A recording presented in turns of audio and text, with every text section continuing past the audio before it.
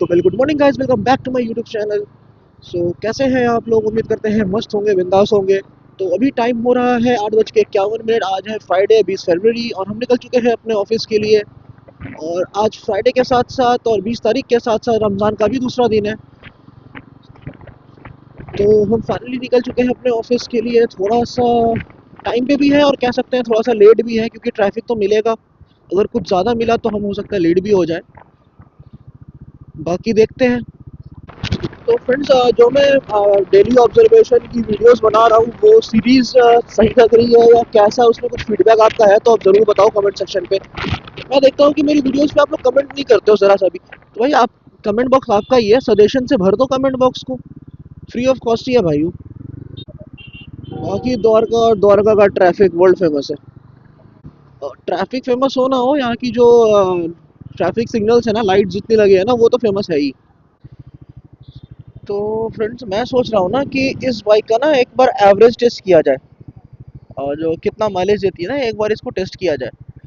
क्योंकि on metre तो 28 का दिखाती है, अब पता नहीं सही की गलत, पता नहीं है। बाकी मेरी गाड़ी, जहाँ तक आप देख सकते हो ना, मेरी बाइक 10,402 किलोमीटर चल चुकी है अभी तक। और अभी तक जो मुझे एवरेज इससे मिला है, लोएस्ट तो मुझे 5 का भी मिला है, और हाईएस्ट की बात की जाए तो मुझे 40 प्लस का भी दिया है इसने हाईवेज पे। ये ऑन मीटर की बात, मैं ऑन मीटर में भी दिखा रहा था, बट मुझे ऐसा लगा भी। भाई मतलब लोगों को ना सब्र नहीं है, बिल्कुल भी सब्र नहीं है। ये बात तो हर दिन ही मैं देखता हूँ, ऑब्जर्व करता हूँ। अभी द्वारका में जो एक्सीडेंट हुआ, आपने वो एक्सीडेंट के बारे में सुना ही होगा। मतलब जो रूल्स एंड रेगुलेशन, जो लॉज है ना, वो सबके लिए एक जैसे नहीं है आज के डेट में। बाकी अब क्या ही बोला जाए, ज़्यादा मैं इसमें मैं डीप में नहीं जाना चाहता। बस ये चीज़ भी मैं मेंशन कर दूं कि इसमें ऐसा कुछ नहीं है कि सरकार इसकी है इसलिए ऐसा हो रहा है, कोई और होती तो नहीं होता, कोई और होती तब भी होता, अभी जो सरकार है उसमें भी होगा। तो ये चीज़ कहीं बंद नहीं होगा, ये सरकार की वजह से नहीं बंद होना है कभी। ये बंद होगा मेरे और आपसे, जिस दिन हम और आप ये कहने लगेंगे ना, नो करप्शन स्टॉप करप्शन, अपने आप चीज़ें ना सही हो जाएंगी।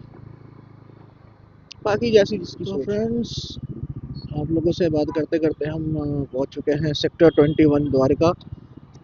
और सेक्टर 21 हम पहुंचे और ट्रैफिक हमें ना मिले, ऐसा हो नहीं सकता है। ये यहाँ पे ना मंडे हो या संडे हो, ट्रैफिक मिलेगा ही मिलेगा। ये पता है ट्रैफिक का मेन रीज़न क्या है? जो साइड में यहाँ पे शटल्स, ओला, उबर, बाइक, कैब्स जो खड़ी होती है ना, ये है मेन रीज़न इसके यहाँ का ट्रैफिक का। और कुछ पिक एंड ड्रॉप करने आते हैं अपने फैमिली मेम्बर्स, किसी को भी, मतलब समझ रहे हो। तो ये भी एक रहता है यहाँ पे चैलेंज, इस वजह से भी यहाँ पे ट्रैफिक रहता है। अब जैसे ये देखो, ये यहाँ पे इन्होंने ड्रॉप करा होगा, अब ये रोड पे तो आएंगे ही आएंगे। इतनी बड़ी बस ना, मतलब ये देखो, आधी बीच लेन पे, 3 लेन है यहाँ पे, बीच लेन पे बस खड़ी है। तो भाई एक लेन पे कितनी गाड़ियाँ एक साथ निकलेंगी? तो वो चैलेंज तो होता ही है। बाकी है आगे भी देखो, यहाँ पे भी जैसे कार रुकी है। क्या बोला जाए, मतलब मेरे पास ना कुछ ऐसा है नहीं कुछ बोलने को, लेकिन ठीक है, जो है सही है भाई। ये सामने से जो लोग आते हैं, ये रॉन्ग साइड आते हैं या क्या, मुझे समझ में नहीं आया कभी इधर का, क्योंकि इधर का जो रूट जो है वो जाने का है, आने का रूट तो है नहीं। तो रॉन्ग साइड आते हैं इधर से। जो फ्लाईओवर का ना में ट्रैफिक रहता है कभी कभी ना, वैसे मतलब नीचे समझ में आता है कि व्हीकल की स्पीड देख करके ना, कि ऊपर में ट्रैफिक लगा हुआ है, तो शायद उसको बचने के लिए ये नीचे से आते हैं। बाकी ये जो पॉइंट है ना, यहाँ पे अक्सर ही देखा गया है कि जो राइट में चल रहा है उसको अचानक से याद आता है कि लेफ्ट में मुझे जाना है, तो वो अचानक से पूरी गाड़ी काट देता है। लेकिन आज तो ऐसा नहीं मिला। जो कि ना इंडिकेटर देना चाहिए, ये देखो इंडिकेटर देख के मुड़ना चाहिए इधर, कि पीछे पीछे वाले को नहीं पता कि आपके दिमाग में किधर चल रहा है, आपके दिमाग में क्या है, आपको किधर मुड़ना है, पीछे वाले को नहीं पता होता। तो इस सिनेरियो में ना इंडिकेटर आपको दे के ही, लेन चेंज या टर्न ना इंडिकेटर दे के ही करना चाहिए। ये एक basic traffic rules and regulation में आता है ये चीज़ें। तो भाई सामने देखो विंटेज कार जा रही है, नंबर भी कितना पुराना नहीं है, DL3CBL 715। भाई क्या कार लग रही है यार ये। वो पुराने जमाने में नहीं आती थी मूवी में, जैसे 80s की 90s की जो, 90s तो नहीं 80s की 70s की जो मूवीज में वो कार आती थी, मुझे उस तरीके की कार लग रही है ये वैसे ना। सही लग रही है। मस्त भाई, एक नंबर एक नंबर। बहुत मतलब सीडान उस टाइम पे भी ना ये, मतलब सीडान कार एक रॉयल की पहचान हुआ करती थी। तो बंदा भाई रॉयल है।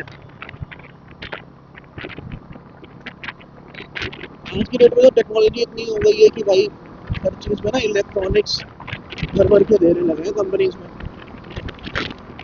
भाई यहाँ की जो व्यू आती है ना, सुबह सूरज जी ऊपर, और मतलब जहाँ की जो व्यू आती है ना भाई, जितनी बार देख लो उतना कम है। मतलब यहाँ पे मन ही नहीं करता गाड़ी को भगा के चलो, मतलब आराम से ना देख रहे हो कितना मस्त, कितना सही सा नज़ारा आ रहा है यहाँ पे जो इन्होंने इंफ्रास्ट्रक्चर पे जो काम करा है ना भाई।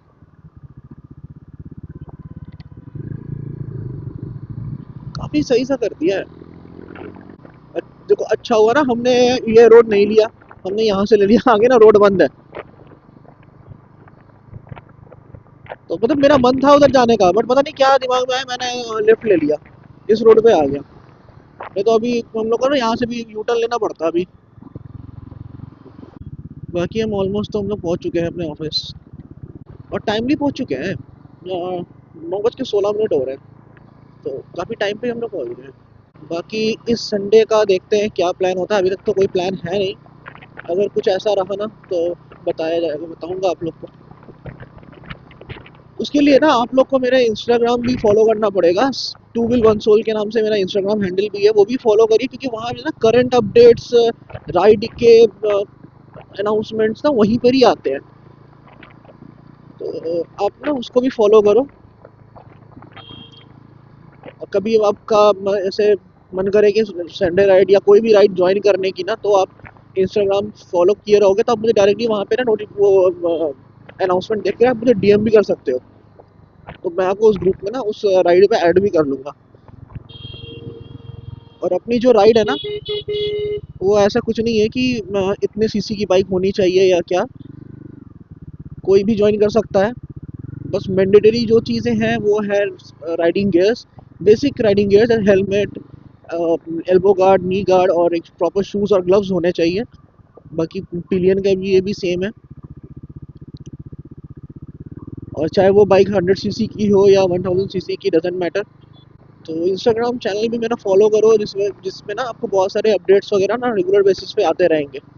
और जैसे मैंने आपको पहले भी कहा है कि बहुत चीज़ें हैं अभी अपकमिंग डेज में, बहुत बड़ी बड़ी राइड्स भी प्लान्ड है। तो अगर आप उसका पार्ट बनना चाहते हो तो इंस्टाग्राम फॉलो करो, मुझे डीएम करो, तो मैं आपको ना उसमें उस पर्टिकुलर ग्रुप में ना ऐड कर लूँगा। तो फाइनली फ्रेंड्स हम पहुंच चुके हैं अपने ऑफिस। हमेशा की तरह सेम चीज़ बोलूँगा, बाइक को लगाता हूँ अपने जगह पे, और जल्दी जल्दी ना सारा काम वाइंड अप करके मिलता हूँ मैं आपको शाम में। तो वेल गुड इवनिंग गाइस, तो निकल चुके हैं अपने ऑफिस से, टाइम हो रहा है ऑलमोस्ट 5:08। करते हैं बाइक को कोल्ड स्टार्ट और मिलते हैं आपसे सीधा रोड पे। तो फ्रेंड्स फाइनली हम आ चुके हैं रोड पे, और वो व्यू चेक करिए कितना मस्त सा लग रहा है भाई। यहाँ की जो व्यू है ना, जो यहाँ का जो नज़रिया है, ये उधर में सूरज निकले हुए हैं भाई, जितना देख लो जितनी तारीफ कर लो उतना कम है। तो पता नहीं यहाँ पे किस चीज़ का काम हो रहा है अभी। ये रोड तो सही थी मेरे ख्याल से, फिर पता नहीं, चलो देखते हैं क्या ही होता है यहाँ का। बाकी फ्रेंड्स तो अभी जो टाइम हो रहा है वो हो रहा है 5:16। और ना हमें 6 बजे से पहले घर भी पहुँचना है, क्योंकि इफ्तार का भी टाइम होने को है। तो बिना कहीं रुके ना सीधे घर के लिए चलेंगे आज। बाकी ना मैं कमेंट सेक्शन चेक कर रहा था, कल के वीडियो पे एक भाई का कमेंट आया हुआ था कि ये NH 400Z जो है वो एवरेज कितना देती है, माइलेज कितना देती है। तो उस पर तो मैं उनको भी कमेंट में भी रिप्लाई कर दिया है, बाकी मैं अभी इस व्लॉग में भी बता देता हूँ। तो भाई आपके टोटली ये राइडिंग एक्सपीरियंस पे डिपेंड करता है कि आपकी बाइक कितनी एवरेज देती है। बट फिर भी मैं अपना, अगर मैं अपना फीडबैक दूँ ना, तो जैसे मैं इससे मैं डेली कम्यूट भी करता हूँ और डेली राइड भी करता हूँ। इन द सेंस कि मैं ऑफिस ऑफिस से घर डेली कमिटमेंट मशीन भी मेरी यही है, और संडे राइड या लॉन्ग राइड उसके लिए भी मेरी यही मशीन है। तो सिटी में आप इससे एक्सपेक्ट कर सकते हो कि आपसे आपको ये 25 से 30 का ना लगभग एक एवरेज दे देगी, ठीक है। बाकी कुछ कुछ सिनेरियो में तो भाई ये 15 से 20 में भी देती है अगर ट्रैफिक ज़्यादा हो। बाकी नॉमिनल ट्रैफिक में ना आपको 25-30 तक ये दे देती है एवरेज। बाकी अगर हाईवे की बात की जाए तो हाईवे पे अगर आप इसको ना रोड मोड में 70-80 पे क्रूज करते हो कंटिन्यू विदाउट मतलब पैनिक ब्रेकिंग या अचानक से सडन एक्सेलरेशन के बिना अगर आप इसको अच्छे से यूज़ करते हो ना, तो आपको ये 40 प्लस का भी एवरेज निकाल के दे देगी। और ये चीज़ ना मैंने चेक भी करा है कि मैं कुछ टाइम पहले मैं जब इसकी थर्ड सर्विस के बाद मैं चंडीगढ़ गया हुआ था, और दिल्ली से चंडीगढ़ का जो है अप्रॉक्स 250 किलोमीटर के आसपास का है डिस्टेंस है। तो उस टाइम पे ना मेरी बाइक का जो फ्यूल था वो ना जो लास्ट के 2 रेड है ना वो वही दिख रहे थे, बाकी कुछ नहीं था। तो मैंने 550 रुपये का टू बी एग्जैक्ट मैंने फ्यूल अप कराया था इस पे, और मैं चंडीगढ़ मैं अप्रॉक्स चंडीगढ़ पहुंच गया था, जहाँ मुझे जाना था ना मैं वहाँ पहुंच गया था। तो अगर मैंने कैलकुलेट फिर करा था तो अराउंड 43, 42, 43 का एवरेज दिया था। बट हाँ कंडीशन अगेन वही थी कि मैंने इसको स्पोर्ट्स मोड में सॉरी रोड मोड में रखा, और 80, 90, 80, 90 या 100 भी मैंने एक बार टच किया था। तो उससे कुछ ज़्यादा ना फ़र्क आया नहीं, और एवरेज अच्छी निकल गई। बाकी तो आपके राइडिंग नेचर पे डिपेंड है, जैसा आप चलाओगे वैसे आपको मिलेगा। बाकी मैं इसके बारे में आपको कुछ और भी बता दूं, जैसे कि मैंने 10,422 किलोमीटर इस बाइक को चला लिया, इस मशीन को मैंने चला ली है। और जिसमें इंक्लूड करता है सिटी ट्रैफिक भी और हाईवेज भी और थोड़ी बहुत ऑफ रोडिंग भी। ऑफ रोडिंग ज़्यादा नहीं होगी, 5-6% ऑफ रोडिंग होगी, बाकी इक्वली हाईवेज और सिटीज़ इसमें इंक्लूड करते हैं। तो बात की जाए एवरेज की, तो एवरेज का मैंने आपको जैसे बताया आपने कम्प्लीटली राइडिंग नेचर पर डिपेंड है। उसके अलावा अगर आप इसकी मेंटेनेंस की बात करो तो भाई मेंटेनेंस थोड़ा सा इसका है हार्ड है। हार्ड इन द सेंस कि थोड़ा सा ना आपको पैसे खर्च करने पड़ेंगे इसके मेंटेनेंस के लिए। बाकी फ्रेंड्स अगर मैं आपको बताऊं इसके एवरेज के बारे में, तो आपने इसमें फ्यूल एक्स प्रो भी यूज़ कर सकते हो विद पावर ट्रॉनिक, और एक BMC या KNN या और भी इससे कोई अच्छी ब्रांड है तो उसके एयर फिल्टर्स के साथ, तो आपका ना फ्यूल इकोनॉमी थोड़ा सा बढ़ जाएगा। बहुत लोग कहते हैं कि इससे पावर बढ़ती है तो फ्यूल इकोनॉमी बढ़ नहीं सकता, वो घट जाएगा। डेफिनेटली पावर बढ़ती है, बट इसमें ना प्लग एंड प्ले वाला हिसाब है विद स्विचेबल मोड्स के साथ। तो उस सिनेरियो में क्या होता है ना कि आप अपने हिसाब से ना इसको बाइक को ट्यून कर सकते हो, टैबलेट से, स्मार्टफोन से, लैपटॉप से, जैसा आपको सही लगे। तो ये एक प्लस पॉइंट हो जाता है आपके लिए ना। बाकी बात की जाए अगर इसके मेंटेनेंस की, तो मेंटेनेंस तो उसका थोड़ा सा आपको खर्चीला पड़ेगा। लाइक 400 सेगमेंट की जितनी भी मोटरसाइकिल्स है ना उसके बराबर का तो पड़ेगा ही पड़ेगा। बाकी डिपेंड करता है कि क्या काम इसमें होना है।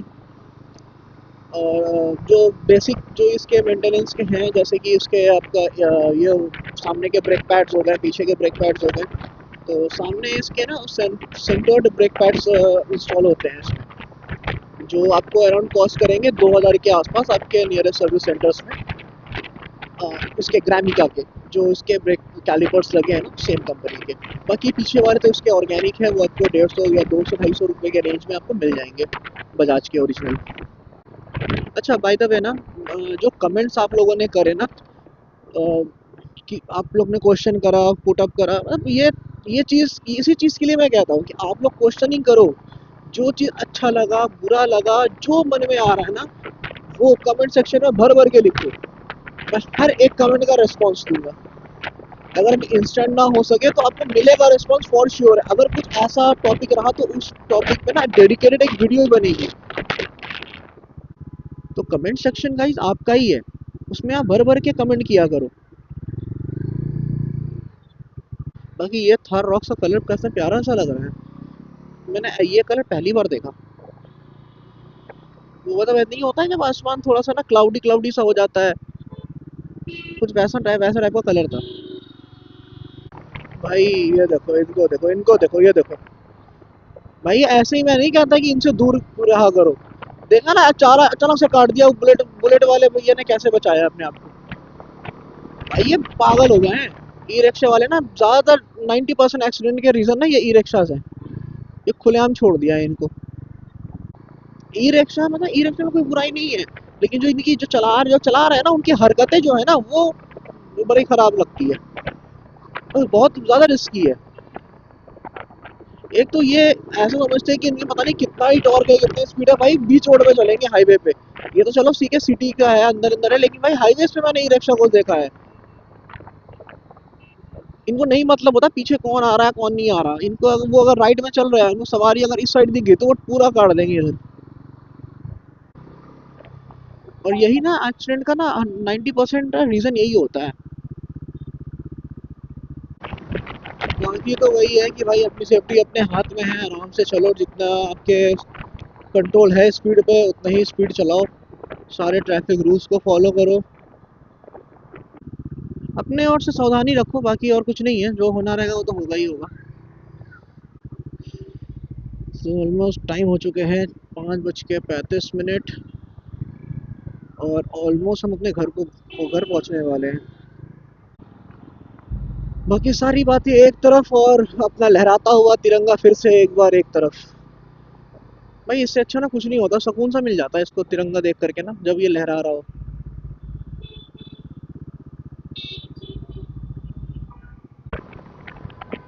भाई कितना सही सा लग रहा है तिरंगा। तो फ्रेंड, जैसे कि हम अपने घर पहुंच चुके हैं, ऑलमोस्ट अपने घर पहुंचने वाले हैं। इस वीडियो को और लंबा ना खींचते हुए इस ब्लॉग को यहीं पर एंड करते हैं। मिलते हैं आपसे किसी अगले वीडियो में, एक अगले व्लॉग में, एक नए दिन में। अगर ये वीडियो आपको पसंद आए हो तो वीडियो को लाइक करिए, चैनल को सब्सक्राइब करिए और बेल आइकन को ज़रूर हिट करिए। टिल देन बाय बाय, शब्बा खैर।